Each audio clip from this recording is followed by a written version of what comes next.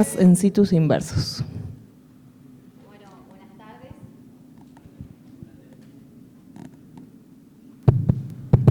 Bueno, buenas tardes, gracias por la invitación. Y yo en estos próximos minutos le voy a hacer una revisión de lo que es el CA de páncreas en situs inverso.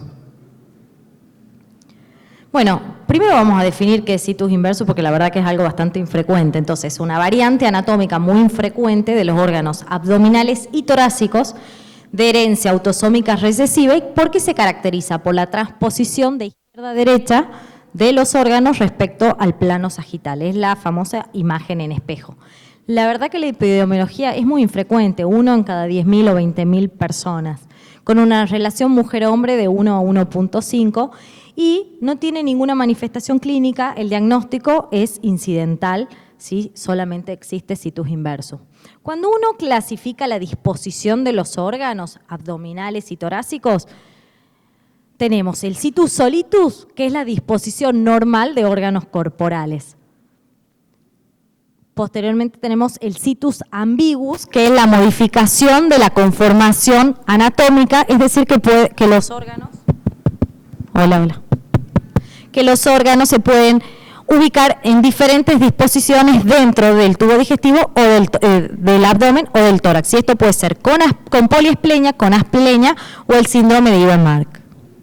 Y posteriormente el situs inverso, que es de lo que vamos a hablar hoy, que puede ser totalis, que es la ubicación totalmente en espejo de todos los órganos torácicos y abdominales, o puede ser parcialis, que es órganos en espejo excepto el corazón, y puede ser solo torácicos o solo abdominal.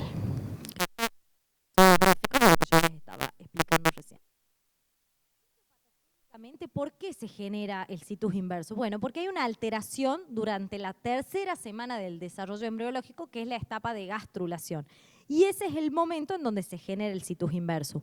Se sabe que hay una mutación del cromosoma 14q y hay diferentes vías moleculares, que en realidad esto está todavía en estudio, cuáles son todas las vías moleculares que generan el situs inversus. Hay condiciones asociadas, que pueden estar asociadas al situs inversus, que son malformaciones cardiovasculares y alteraciones respiratorias.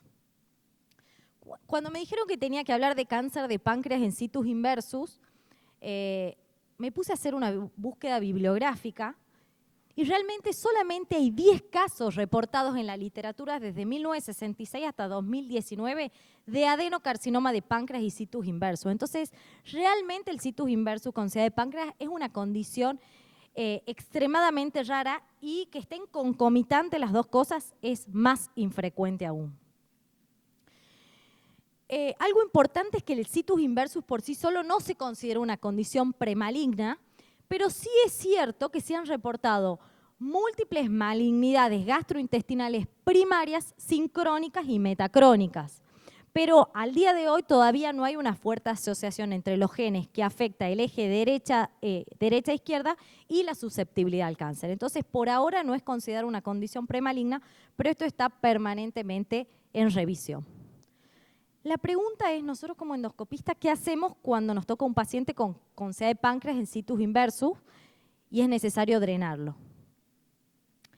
Entonces me puse a revisar qué hacen, que en estos pocos reportes que hay, qué hacen los endoscopistas o qué hicieron los endoscopistas en estas situaciones.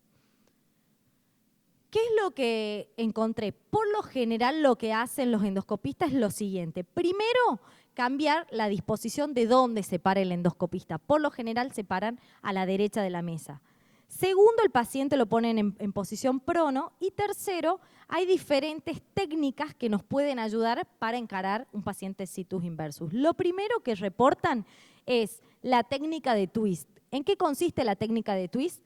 Ingresar con el duodenoscopio al estómago y hacer un giro en sentido horario de 180 grados. Pasar al duodeno y de nuevo girar 180 grados. Entonces ellos vieron que de esa manera se posicionan frente a la papila. Lo otro que hicieron, García Fernández propone directamente hacer lo mismo pero en técnica en espejo. O sea, los mismos movimientos que uno hace naturalmente hacia un lado, hacerlos hacia el otro lado en técnica en espejo.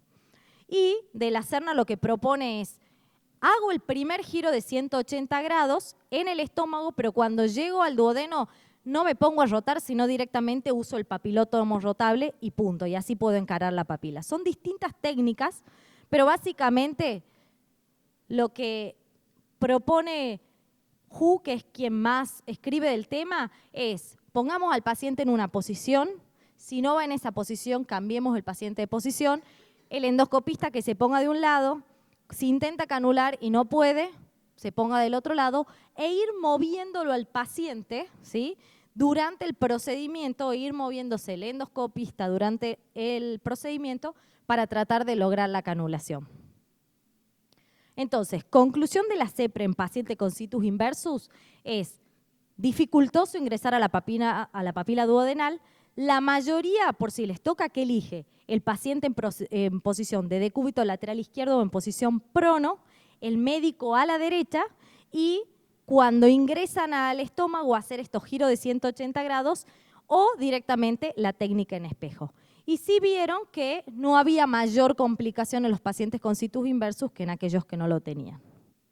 Entonces, concluyen que la CEPRE es un procedimiento seguro en estos pacientes, que básicamente lo que se necesita son diferentes posicionamientos del paciente y estas técnicas especiales, tenerlas en cuenta en la cabeza cuando vayamos a encarar el paciente.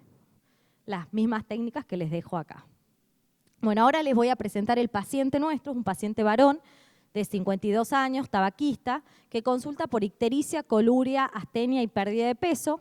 En el laboratorio tenía un patrón claro de colestasis, se hizo una eco abdominal que mostraba una imagen sólida en la cabeza de páncreas, y en la resonancia se evidenciaba el situs inversus con dilatación de vía biliar intra y extrahepática, aumento difuso de páncreas y realce con contraste de la lesión primaria. En la tomografía se veía la lesión hipodensa e hipocaptante en cabeza de páncreas de 17 milímetros. Esto no es la tomografía del paciente, pero sí mostrarles cómo se ve una tomografía de un paciente con situs inversus. Este también es un paciente con SEA de páncreas y se ve el número 1 es el páncreas, la vena mesentérica, la arteria mesentérica y abajo la cava y la aorta. Y número 6 es el hígado, que se lo ve exactamente en posición en espejo de lo que uno estaría acostumbrado. Por ecoendoscopía, lo que se vio es que en la cabeza de páncreas había una lesión hipoecogénica heterogénea de bordes irregulares de 32 por 29 y no impresionaba compromiso de la pared de la vena porta. No se pudo visualizar ni evaluar la mesentérica superior y el conducto pancreático no estaba dilatado. ¿El video me lo podré?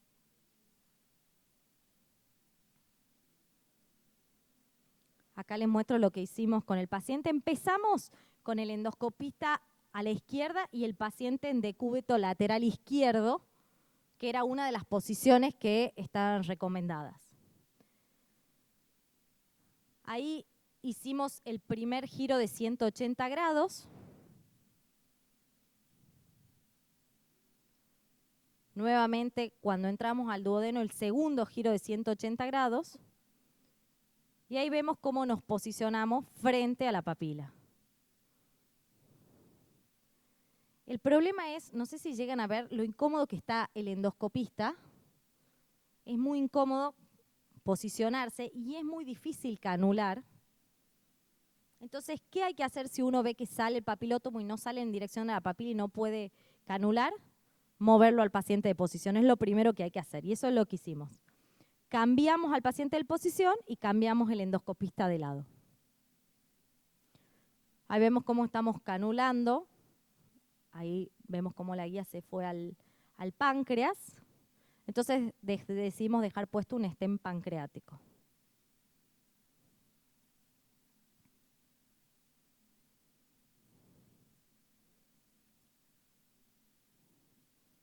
Ahí se intenta, en forma fallida, ingresar a la vía biliar, por lo que se decide hacer un precorte. En este caso, normalmente en el situs inversus, si uno no tiene el stent pancreático, a uno le da cierto temor hacer un precorte en estos pacientes. Pero en este caso el paciente ya tenía colocado un stent pancreático, entonces no había demasiados inconvenientes con realizar el precorte. Ahí estamos ampliando un poquitito el precorte.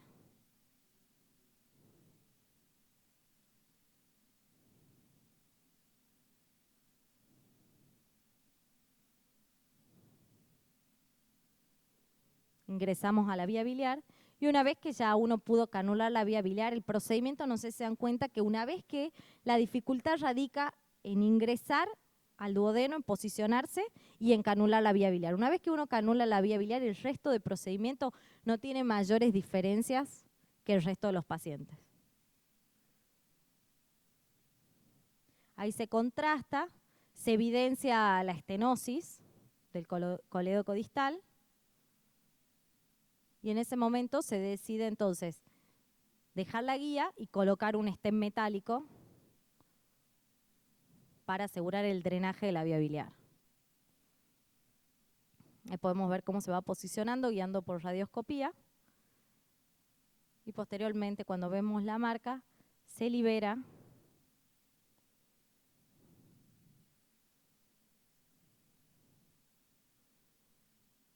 y ahí se puede observar que queda bien posicionado y cómo comienza a drenar la vía biliar. Bueno, como mensaje para llevarse a casa, saber que el situs inversus realmente es una condición poco frecuente, esperemos que no les toque justo un paciente con un situs inversus, pero en caso que se encuentre con un paciente, saber que la CEPRE es un procedimiento seguro, que en general básicamente lo único que requiere es de diferentes posicionamientos, tanto del paciente como el médico, y utilizar ciertas técnicas especiales. Eso es todo, muchas gracias.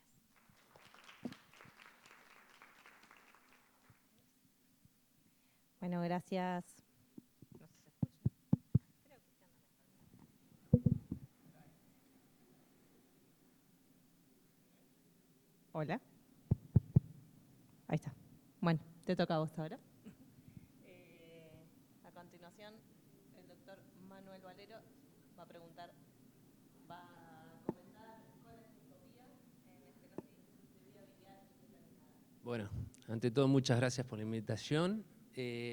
Bueno, lo que vamos a hacer ahora es hablar un poquito en qué situación estamos con respecto a la evaluación de la estenosis biliar indeterminada, qué es lo que tenemos y qué es lo que podemos hacer, ¿sí? Simplemente esto para mostrarles, hay múltiples causas de estenosis biliar. Lo más importante de esto es lo siguiente: si bien el 2/3 son malignas, 1/3 de estas estenosis son benignas. Esto no es un número despreciable, ¿sí? ¿Esto qué quiere decir? Que está visto que aproximadamente el 20% de las cirugías por estenosis biliares indeterminadas son por patología benigna. Es decir, el 20% lleva a cirugías innecesarias, que eso es a donde nosotros hoy por hoy tenemos que apuntar. Así como nadie dudaría en actualizar su teléfono, bueno, esto es lo mismo. El avance en la tecnología relacionada a la medicina ha llegado y está por algo. Veamos hoy por hoy qué es lo que tenemos para evaluar estas estenosis. Bueno, comenzando con la clínica, los marcadores de laboratorio como los marcadores tumorales, la IgG4, métodos de imagen básicos como son la tomografía y la resonancia. También tenemos lo que es la CEPRE desde la visión imagenológica hasta la toma de muestra, la econdoscopía con todas sus herramientas que últimamente también ha aportado demasiado, y por último lo que ahora está en boga y que es lo último que se ha adquirido, que es la coledocoscopía, que vamos a desarrollar un poquito. Esto es simplemente para que tengan en cuenta lo siguiente y en un pantallazo observar los siguientes datos. Fíjense que con marcadores tumorales, tomografía y resonancia estamos rondando en una capacidad diagnóstica cerca del 80%, ¿sí? Es decir, podemos determinar con ciertos rasgos sospecha de malignidad hasta en un 80% de los casos. Esto deja un margen amplio de pacientes que todavía no podemos terminar de definir. La CEPRE tiene sus ventajas, tenemos la interpretación imagenológica y la toma de muestras, pero bueno, vamos a hacer lo siguiente. En el caso de la colangiografía, de alguna manera es un método de diagnóstico que nos puede inducir a ciertas patologías, pero yo les querría preguntar, mostrándoles esta imagen, digamos, estas diferentes imágenes. ¿Alguien me puede decir con fidelidad de qué patología estamos hablando? La verdad que, o por lo menos yo no lo puedo, podría llegar a sospechar, pero sinceramente fíjense que hay métodos, hay posibilidades diagnósticas realmente variadas con diferentes tratamientos completamente diferentes unos del otro. Y con respecto a la toma de muestra por la vía biliar, este es un metaanálisis de la gente de Orlando, es el metaanálisis que más ha agrupado los trabajos más serios al respecto, y sinceramente la capacidad diagnóstica del cepillado de la biopsia es baja. Cuando uno la combina es un poco mejor, pero sigue siendo un método diagnóstico bajo. Y la econdoscopía, que si bien ha demostrado tener ventajas con respecto a la tomografía y la resonancia, sobre todo cuando también usamos la biopsia, también tiene una capacidad diagnóstica relativa. Es mejor, sobre todo en las lesiones distales, que en las proximales, pero de nuevo, deja un espacio a los falsos negativos que hoy por hoy sigue siendo importante. Hay conceptos ya determinados en cuanto a los criterios de benignidad y malignidad de la eco que no son difíciles. En las lesiones benignas, las paredes son hiperecogénicas, el engrosamiento está respetado, respeta estas capas. Ya cuando las lesiones son malignas, fíjense, los engrosamientos son irregulares, no respetan las capas, pueden haber lesiones nodulares, o sea, hay criterios ya bien establecidos, pero así todo hay un margen de pacientes que todavía no podemos terminar de definir, sobre todo cuando son lesiones de tipo proximales. Y con respecto a la coleidoscopía, que nos vamos a desarrollar un poquito más, yo creo que ya más o menos todos tenemos en cuenta, eso es un endoscopio que entra por el videoduodenoscopio, a modo Mother Baby, es de un solo operador, nos permite la visualización directa de ser terapéutica como litotripsia y en este caso, bueno, la toma de biopsias para la estenosis biliar indeterminada. ¿Cuáles son las fortalezas? Además de lo que ya sabemos que es la visualización directa y la toma de biopsias dirigidas, bueno, esto no es menos, nos permite el direccionamiento de guías para el drenaje biliar. Fíjense que hay muchas veces las estenosis son realmente muy chicas y el no poder pasar una guía implica un drenaje percutáneo, con todo eso lo que implica. O sea, fíjense que realmente le cambia el manejo a un paciente. Determina el límite del tumor, esto también, y es en lo personal una de las indicaciones por las cuales me han hecho más el pedido de este estudio. Y bueno, también utilizar otro tipo de tecnología como es el confocal, que bueno, hoy no lo disponemos en Argentina, pero realmente se está utilizando a nivel mundial. Y las debilidades, bueno, sobre todo es a nivel distal, donde tendría una mayor indicación la econdoscopía, pero que bueno, después también lo vamos a charlar un poquito. Y el tema de los costos, que yo se los puse relativo porque ahora vamos a desglosar bien esto, ¿sí? ¿Cuáles son las dos grandes ventajas que me permite la coleidoscopía? Es la visualización directa y la biopsia, ¿sí? Hablamos de coleidoscopía y son estas dos cosas, visualización directa y biopsia. Cuando arrancó, la verdad, no se sabía qué estábamos viendo, qué era bueno, qué era malo. Los diferentes trabajos fueron desarrollando los criterios y decir, bueno, vemos vasos tortuosos, esto es más de malignidad, superficie irregular. Y se fueron dando los diferentes criterios para qué era maligno, qué era benigno. Sin embargo, se llegó a un punto en el cual dijeron, bueno, está bien, pero todos vemos lo mismo, esto es operador dependiente, depende de la experiencia. Entonces, surgen trabajos como este, que es el de la doctora Sethi en Nueva York, que lo que evaluaron es variabilidad interobservadora, es decir, si todos veíamos lo mismo. La verdad que los resultados no fueron muy buenos, un capa un poco bajo. Es así que con el doctor Robles trabajamos en esta clasificación, dijimos, bueno, vamos a ver si podemos unificar un poco estos criterios y si realizamos un trabajo ambispectivo, primero retrospectivo, para diseñar la clasificación en base a un patrón morfológico y vascular. Contrastamos las imágenes con la biopsia y el seguimiento, formulamos una clasificación y después la validamos prospectivamente. Y la verdad que los resultados fueron buenos, ¿sí? No fue un N muy grande, pero se alcanzó una sensibilidad muy buena con la visualización directa y una variabilidad interobservador también muy buena, con un capa arriba de 80%. ¿En qué consistía esta clasificación? Lo clasificamos en lesiones no neoplásicas y neoplásicas. Las no neoplásicas en sí usamos los patrones vasculares y la superficie. No neoplásica, vascularidad ausente. Entonces ahí ya arrancamos y clasificamos, vemos una lesión. ¿Hay vasos o no hay vasos? ¿No hay vasos? Bárbaro, tranquilamente puede ser una lesión benigna. Y después según la superficie, si es vellosa en mayor o menor medida, si es polipoidea o si es una lesión más de tipo plana, congestiva o fibrosa. Fíjense que realmente Una vez que uno ve la clasificación, después vamos a hacer el ejercicio con algunos casos como sin tener vasta experiencia, uno ya puede tener indicio del tipo de lesión. Y después en las lesiones neoplásicas las clasificamos también en 4 tipos. Ya en este caso la vascularidad es una vascularidad irregular en araña, o sea, empezamos a ver los vasos tortuosos. Según la superficie podía ser plana, polipoidea, ulcerada o en panal de abeja.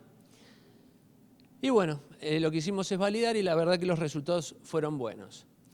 Es así que llegamos a un punto en el cual decimos, bueno, perfecto, ya podemos mejorar esto. Ahora, ¿en qué sentido nos va a aportar la colecoscopía información adicional o un agregado a todo lo que veníamos haciendo hasta este momento? Bueno, lo que hice es, ya hay múltiples estudios acerca de esto, simplemente para no hablar de la opinión de algún grupo que por ahí puede llegar a tener más experiencia que otro, tomé los metaanálisis más nuevos que agruparon toda la información para realmente sacar ya conjeturas definitivas, ¿sí?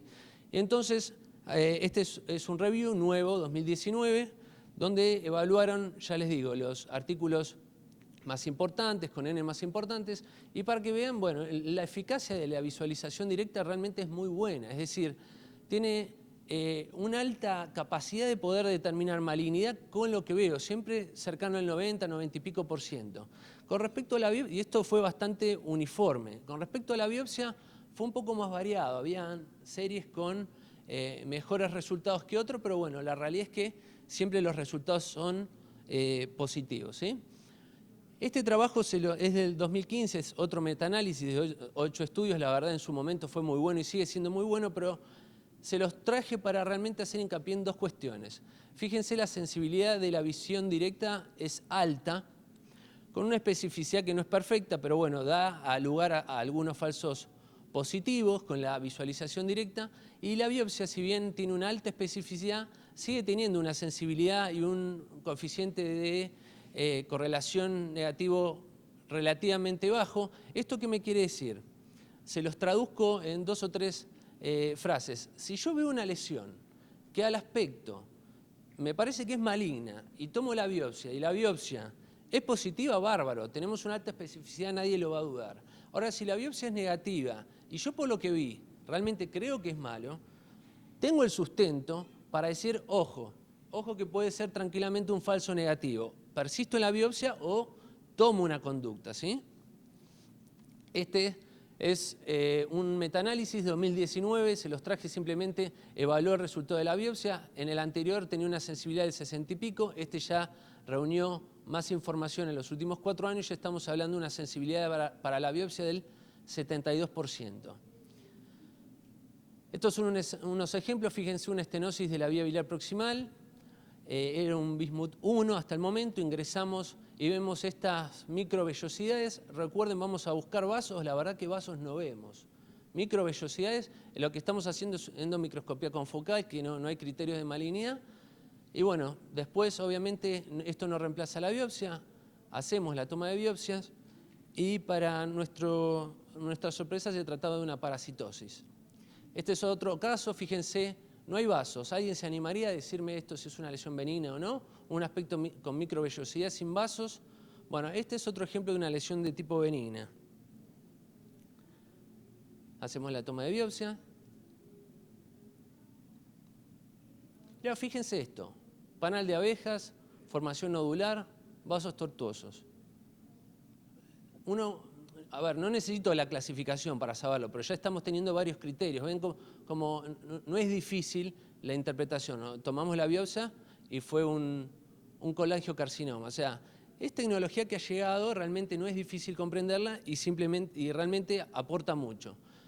Esto a modo un poquito de resumen, ¿por qué es necesario? Esto surge de que cuando comenzamos con esto teníamos de alguna manera que convencer a los auditores y decir, bueno, ¿por qué es útil esto? Bueno, con lo que teníamos hasta ahora llegábamos a un diagnóstico del 80%, sin embargo, ¿qué hacíamos con el 20% restante?